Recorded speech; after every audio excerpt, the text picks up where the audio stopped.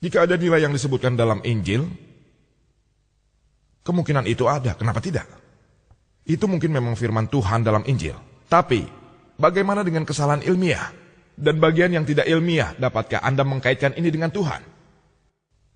Saya ingin tegaskan lagi, bagi saudara-saudara saya yang Kristen, tujuan presentasi saya mengenai Injil dan ilmu pengetahuan ini tidak untuk melukai perasaan orang Kristen manapun. Jika selama presentasi saya menyinggung perasaan Anda, saya minta maaf.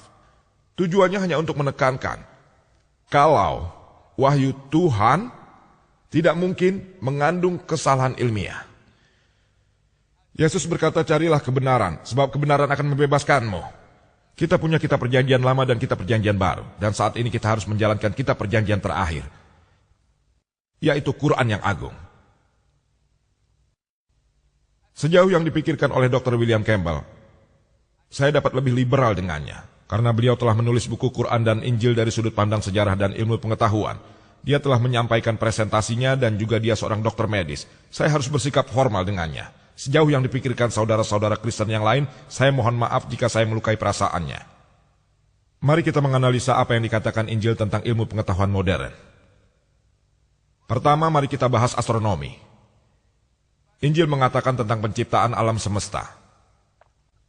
Awalnya, kitab ke-1, kitab Kejadian, bab ke-1 disebutkan, Tuhan yang Maha Besar menciptakan langit dan bumi dalam 6 hari, siang malam 24 jam.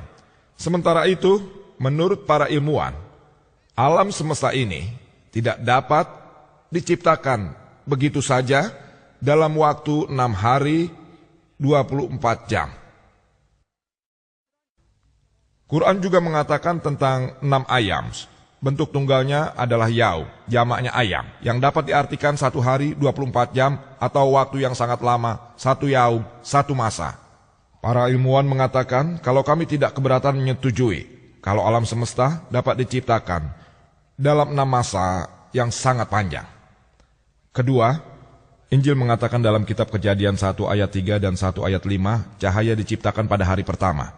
Kitab Kejadian 1 ayat 14-19, benda yang memancarkan cahaya, bintang, matahari, dan sebagainya diciptakan pada hari keempat. Bagaimana mungkin penyebab cahaya diciptakan pada hari keempat, sementara cahaya muncul pada hari pertama? Ini sangat tidak masuk akal. Lebih lanjut, kata Injil kitab Kejadian 1, ayat 9-13, bumi diciptakan pada hari ketiga. Bagaimana mungkin ada malam dan siang tanpa bumi? Hari didasarkan pada rotasi bumi. Tanpa diciptakannya bumi, bagaimana bisa ada siang dan malam? Poin nomor 4. Kitab Kejadian ke-1, ayat 14-19 mengatakan, di sana dikatakan bahwa matahari dan bulan diciptakan pada hari keempat. Saat ini ilmuwan mengatakan pada kita, bumi adalah bagian dari tata surya yang unsur utamanya matahari. Tidak mungkin bumi ada lebih dulu dari matahari. Hal ini tidak ilmiah. Poin kelima. Injil mengatakan dalam kitab Kejadian 1, ayat 11-13, tumbuhan, empon-empon, semak belukar, pohon, mereka ciptakan pada hari ketiga. Dan matahari.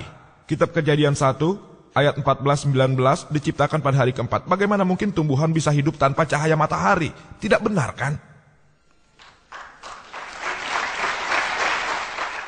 Poin nomor 6.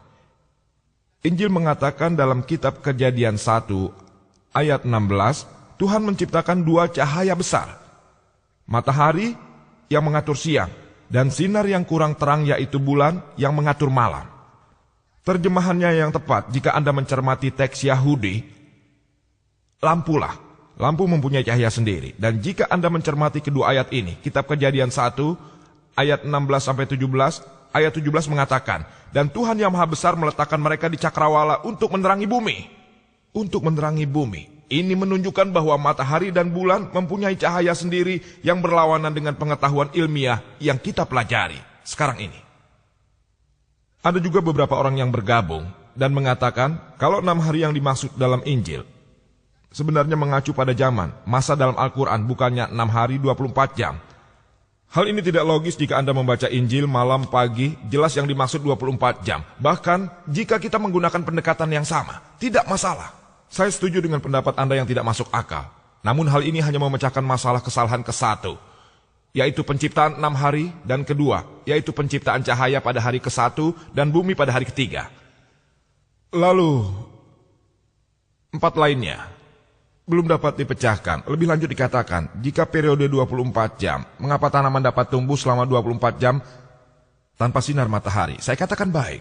Jika Anda mengatakan kalau tanaman diciptakan sebelum matahari dan dapat tumbuh selama 24 jam, saya tidak keberatan. Tapi, Anda tidak dapat mengatakan pada saat hari-hari yang dimaksudkan adalah 24 jam, juga masa yang sangat lama. Anda tidak dapat mengacu pada keduanya. Jika itu masa yang lama, Anda memecahkan poin 1 dan 3, namun 4 poin lainnya masih belum terpecahkan.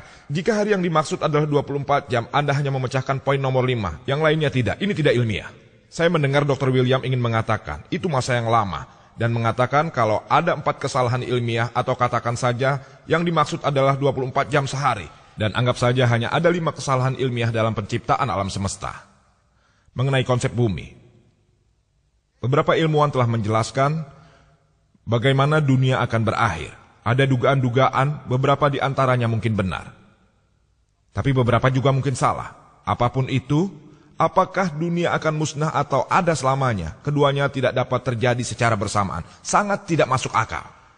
Namun inilah yang dikatakan dalam Injil. Disebutkan dalam Injil, dalam kitab Yahudi 1, ayat 10-11, dan kitab Zabur 102, 25-26, Tuhan Maha Besar menciptakan langit dan bumi, dan keduanya akan musnah. Benar-benar kebalikan dari yang disebutkan dalam kitab Pendeta 1 ayat 4 dan kitab Zabur 78, 69, bahwa bumi akan ada untuk selamanya. Saya mempersilahkan Dr. William Campbell untuk memilih yang mana dari kedua ayat tersebut yang tidak ilmiah, yang pertama atau kedua. Salah satunya harus ilmiah, tidak bisa keduanya. Dunia tidak mungkin pada saat yang sama abadi dan musnah, dan ini sangat tidak ilmiah. Mengenai langit, Injil mengatakan dalam Ayub 26 ayat 11, pilar langit akan bergetar. Quran mengatakan dalam surat Luqman 31 ayat 10, langit tidak memiliki pilar. Tidakkah Anda lihat? Kalau langit itu tidak mempunyai pilar. Injil mengatakan, kalau langit memiliki pilar, tidak hanya langit mempunyai pilar. Injil mengatakan dalam kitab pertama Samuel 2 ayat 8, juga kitab Ayub 9 ayat 6, dan kitab Zabur 75 ayat 3, bahwa bumi punya pilar. Marilah kita analisa apa yang dikatakan Injil dalam hal diet dan nutrisi. Injil dalam kitab Kejadian 1 ayat 29, bahwa Tuhan telah memberimu tanaman yang menghasilkan biji, pohon yang menghasilkan buah. Biji itulah sebagai daging untukmu. Versi internasional baru mengatakan, biji menghasilkan tanaman, dan tanaman menghasilkan buah, dan yang menghasilkan biji adalah makanan untukmu semuanya.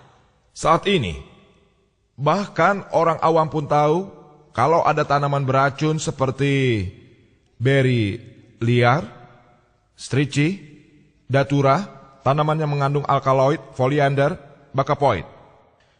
Dan kalau Anda makan, kemungkinan Anda akan mati. Bagaimana mungkin pencipta alam semesta dan umat manusia tidak tahu kalau Anda makan tanaman ini, Anda akan mati? Saya harap Dr. Campbell tidak memberikan diet vegetarian pada pasien-pasiennya. Injil mempunyai tes ilmiah untuk mengidentifikasi pengikutnya yang setia. Hal ini disebutkan dalam ajaran Markus 16 ayat 17-18. Katanya, akan ada tanda-tanda bagi pengikut yang setia, diantaranya adalah,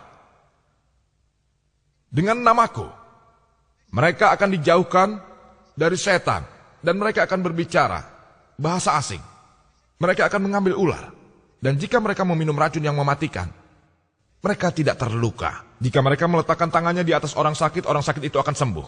Berikut ini adalah bukti ilmiahnya yang dalam istilah ilmiah dikenal sebagai tes penegasan untuk pengikut setia Kristen. Saya sudah berinteraksi dengan ribuan orang Kristen selama 10 tahun terakhir, termasuk para misionaris, namun saya belum menemukan satupun orang Kristen yang telah menjalani tes penegasan Injil ini. Saya belum pernah bertemu orang Kristen yang meminum racun dan tidak meninggal. Dalam istilah ilmiah, hal ini disebut tes kepalsuan. yang artinya